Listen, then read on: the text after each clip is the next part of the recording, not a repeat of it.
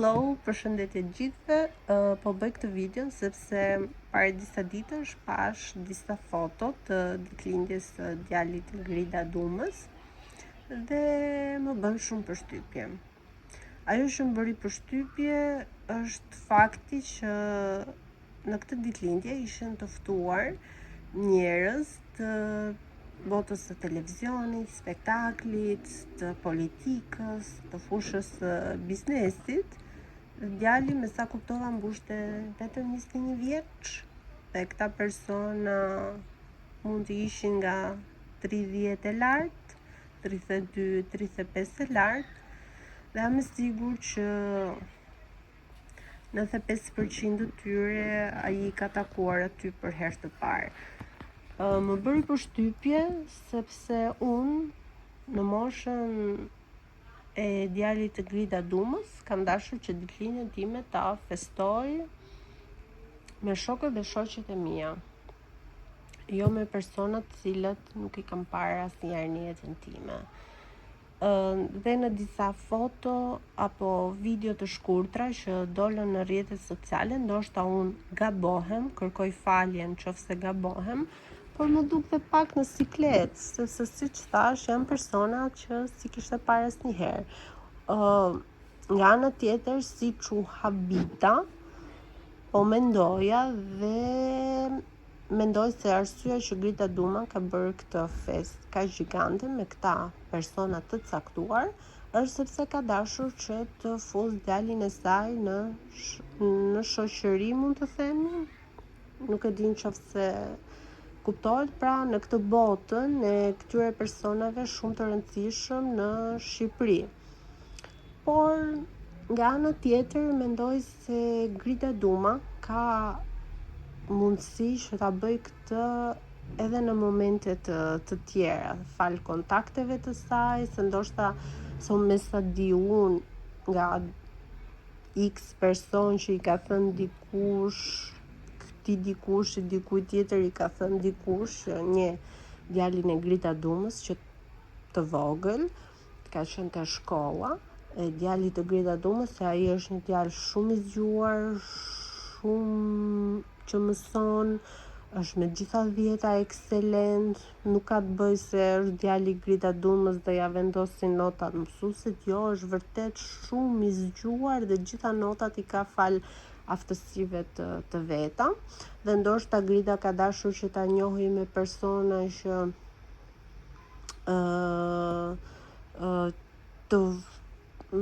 të degës që ai mund të ketë zgjedhur në universitet, për ta njohur, ndoshta për të folur për internshipe, për gjetur punë. Jam shumë dakord dhe kjo është një gjë shumë e mirë, sepse duhet menduar edhe kjo pjesë, por mendoj se mund ta bënte këtë në çdo moment të mundshëm, nuk ishte e nevojshme të bëhej kjo ditëlindje me këta persona, sepse mendoj unë këta persona që kanë qenë të ftuar në këtë ditëlindje, Grida Duma shumë mirë mund t'i ftojë në ditëlindjen e saj.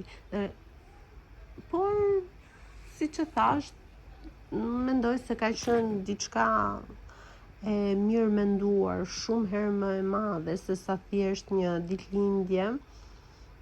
Por që nuk e di, unë siç e thash, në moshën 21 vjeçare do doja shumë që të isha me shoqërinë time, duke kërcyer, nuk e di.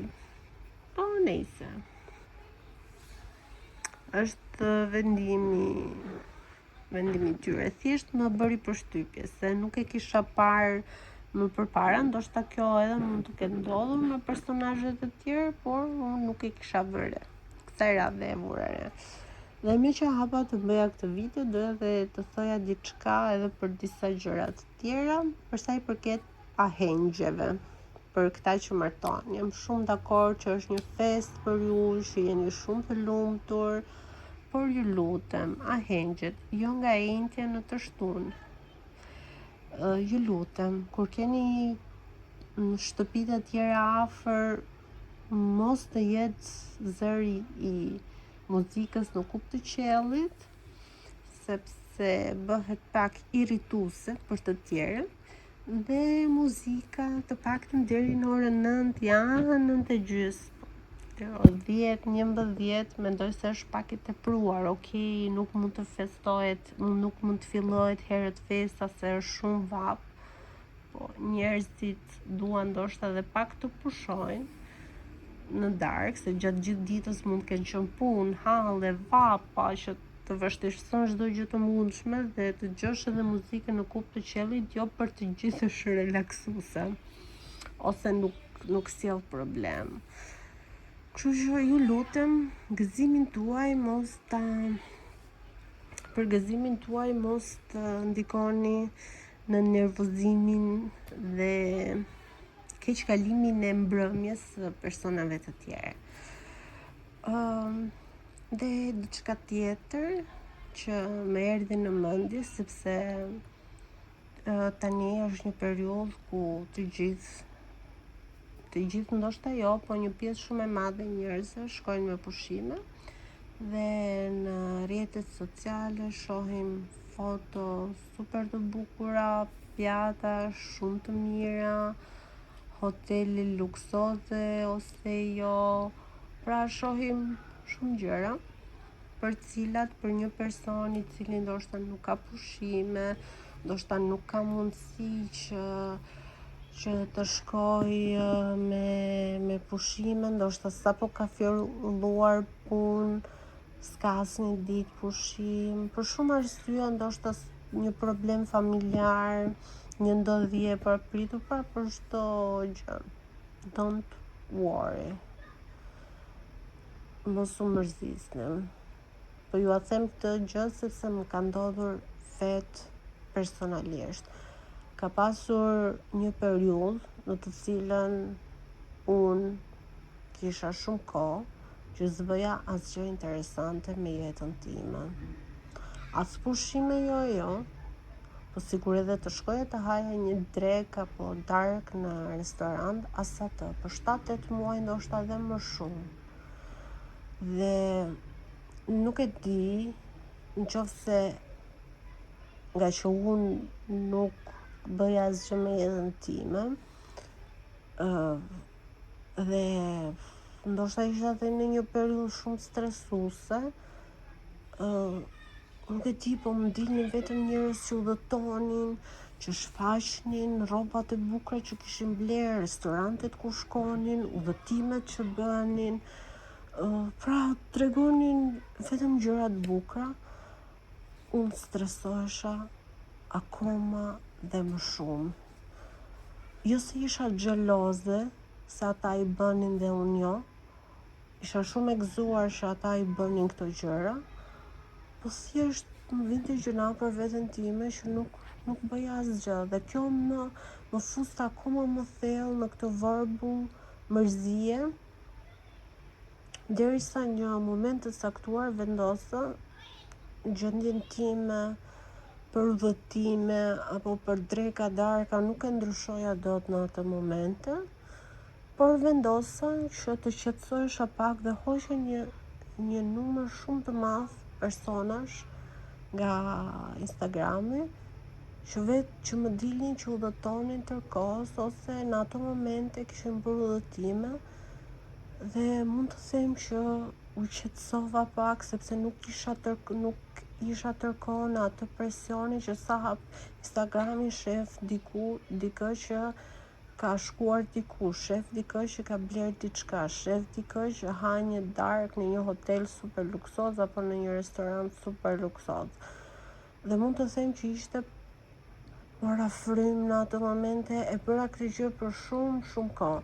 Më pasi u ndjeva pak më mirë, okay, disa persona që I kisha hequr I ribëra përsëri follow, por edhe pse vazhdonin me të njëjtat gjëra këta persona, me udhëtime, me blerje, me dreka darka prap, ndoshta unë ndihesha pak më mirë, e kisha kaluar atë periudhën e mërzisë dhe nuk më ndikonin aq shumë. Nëse dhe ju ndjeheni në këtë gjë, të ju sugjeroja sepse të bëni këtë që kam bërë unë, sepse mua më ka rezultuar eficiente. E kuptoj shumë mirë që nuk jeni ziliqar, Por ka momente në jetën e gjithë cilit për nesh ku asgjë nuk shkon siç ne e kemi menduar, asgjë ndoshta e bukur për momentin nuk ndodh, por që gjithmonë shpresojmë për më mirë, por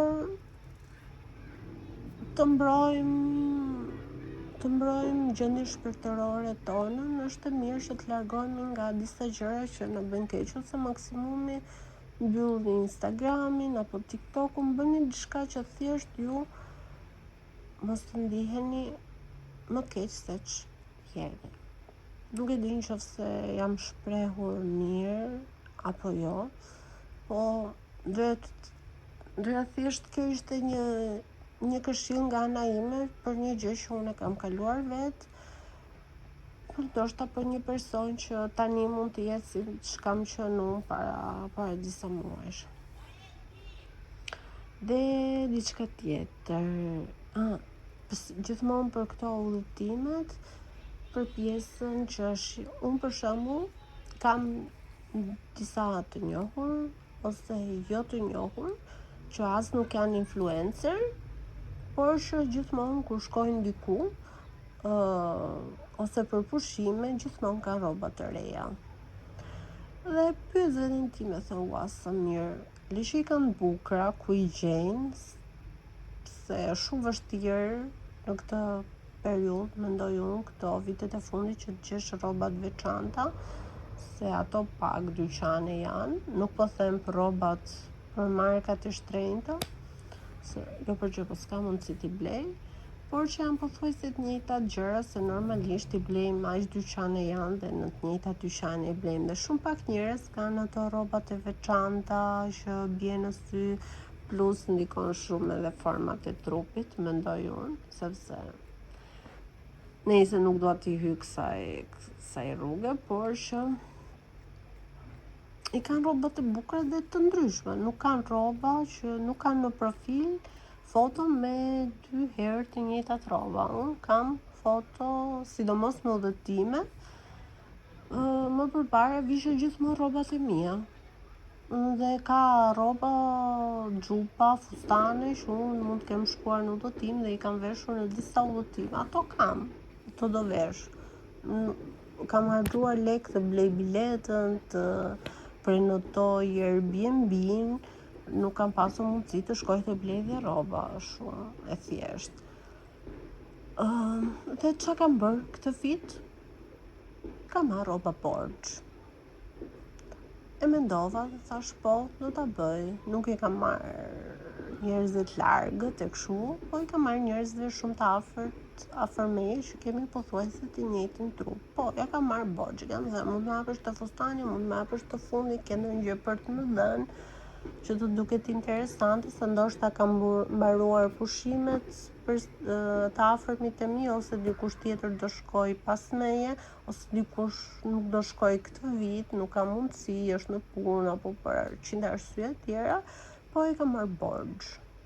Ose ka persona të tjerë që më kanë thënë që shkojnë blejnë rroba, nuk e hedhin etiketën dhe siç thonë për dyqane që mund ta kthesh pas 2 javësh apo 1 muaj, shkojnë e veshin, bëjnë foton në udhëtime, në pushime dhe pastaj shkojnë te dyqani i kthejnë. E marrin lekët mbrapsht. Po e bëjnë këtë, di për shumë veta që jo vetëm jashtë shtetit e bëjnë, por edhe në Shqipëri, edhe më kanë thënë dhe për një person të njohur që e bënte shpesh këtë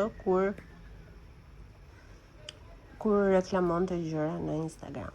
Që ishte edhe video për sot, shpresoj mos ju kem mërzitur. T'ju thoja që lini koment çfarë doni që t'jap mendime, nuk e di, s'jam shumë e sigurt, por që më thoni nëse ju ka pëlqyer apo jo, nëse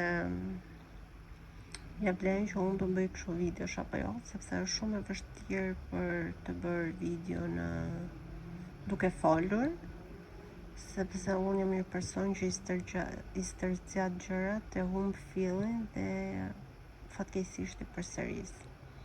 Po nuk jam shumë e mirë në artin e të folurit, Dhe një nga arsyet që kam dashur që të bëj video është që të përmirësohem. Normalisht videot e skandaloze do i shoh njëri por punë e madhe. Ndoshta dikush do iki, s'do vi më, po ndoshta të rinj do vinë dhe do i dëgjojmë. Nëse kaq ishte, kalofshi një verë të bukur në qoftë se unë nuk bëj më video, pushime të bukura dhe vetëm gjëra të bukura në jetën tuaj, jo gjëra të këqija. Gjërat e këqija t'i largojmë shumë larg nesh, vetëm gjërat të bukura. Të na shohin sy të mirë dhe të na dëgjojnë veshët vetëm gjërat të bukura. E përsërita shumë herë gjërat bukura, po vetëm gjërat bukura, vetëm gjërat bukura. Kalofshin bukur, paçim.